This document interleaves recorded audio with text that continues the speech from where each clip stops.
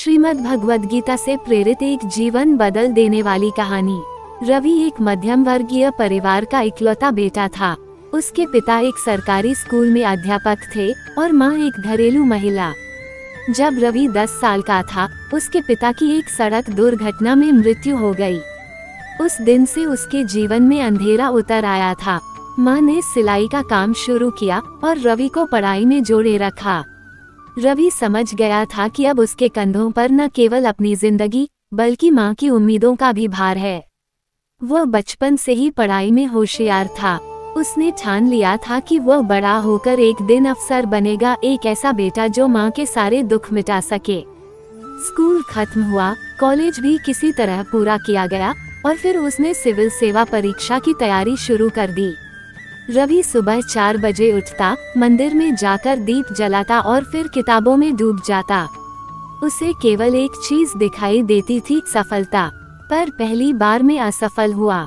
माँ ने कहा, कोई बात नहीं बेटा, भगवान पर भरोसा रखो। वो फिर जुट गया, पर दूसरी बार भी नतीजा वही निकला। अब रिश्तेदारों ने ताने मारना शुरू कर दिए। कोई कहता इससे नहीं होगा, कोई हंसते हुए कहता इसे नौकरी नहीं, नींद चाहिए।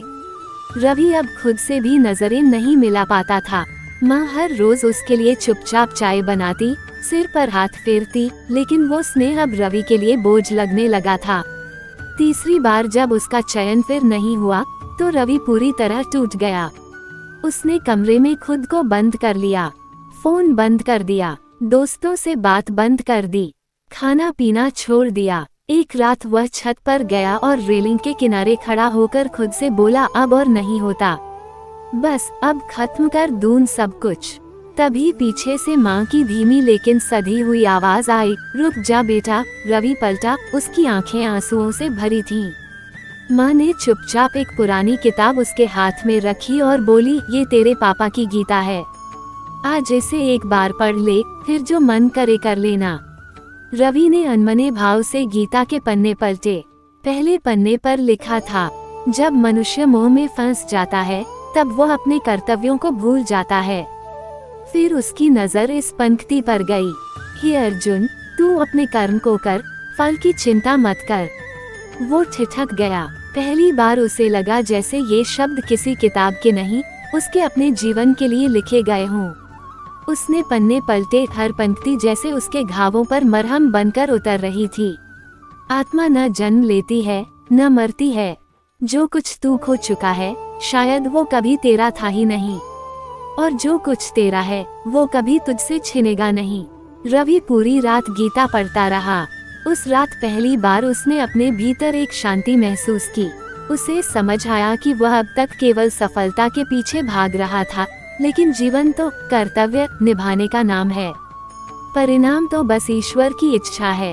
अगली सुबह रवि उठा, उसने माँ के चरण छुए और मुस्कुराकर बोला, अब मैं फिर से लड़ूंगा, लेकिन इस बार हारने से नहीं डरूंगा, क्योंकि अब मुझे खुद पर नहीं, भगवान के न्याय पर भरोसा है। वो फिर से पढ़ने बैठ गया, लेकिन इस बार उसकी आंखों में केवल लक्ष्य नहीं, धैर्य था। मन में केवल जिद नहीं, समर्पण था, और दिल में केवल डर नहीं, गीता का ज्ञान था। 6 महीने बाद रिजल्ट आया। इस बार वह सफल हुआ था। माँ की आंखों से आंसू बह रहे थे, लेकिन वो आंसू दुख के नहीं, ईश्वर के प्रति आभार के थे। रवि ने गीता को माथे से लगाया और खुद से कहा, अगर माँ ने उस रात मुझे गीता न दी होती तो शायद मैं आज इस धरती पर नहीं होता। लेकिन गीता ने न केवल मेरी जान बचाई बल्कि मेरी सोच बदल दी। अब मैं हर काम करता हूँ, लेकिन फल की चिंता ईश्वर पर छोड़ देता हूँ। सारांश यह है कि ये कहानी एक ऐसे युवक की है जो बार बार की असफलताओं से टूट चुका था। जीवन में निराशा और आत्महत्या जैसे ख्याल उसे घेर चुके थे, लेकिन श्रीमद् भगवद गीता के ज्ञान ने न केवल उसे बचाया बल्कि उसकी सोच, आत्मा और कर्म का मार्ग भी बदल दिया। ये कहानी हमें सिखाती है कि जब हम जीवन की लड़ाई में हारने लगते हैं तब गीता हमें फिर से खड़ा कर देती है।